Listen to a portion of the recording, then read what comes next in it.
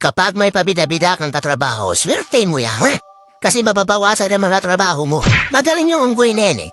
Gusto niya apuin lahat ng mga trabaho dyan. Kaya ibigay nyo na. Bida-bida eh. Pati gawin yung bida. Ayaw mo pa nun.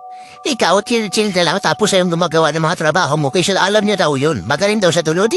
Sige. Ikaw na magaling. Ay, kung nga po yan, so boss. Sige, gawin mo lahat. Yung trabaho ko, pati yung pag-uwi ko sa bayo, kasama yung mga plato namin, pabida-bida ka, di ba? Dapat ganun yung mindset mo eh. Imbes na magalit ka sa mga pabida-bida, mahalin mo yan sila. Kasi nakakabawas yan ang mga gawain mo, tandaan mo. Kapag may pabida-bida ka talagang katrabaho, padalo ka. Huwag mo sabihin sa mga pabida-bida to akala kasi nila, nakakalingan ka sa kanila, pero yung mindset mo, pinapabayaan mo yan talaga. Kahit na kaya mong gawin yun, sige pabida, kahit paggawa mo. Para mabawasan yung trabaho mo, sino naka-mindset ngayon? Pwede sabihin sa mga pabida-bida to, baka kamay babuking tayo, sikreto natin ba?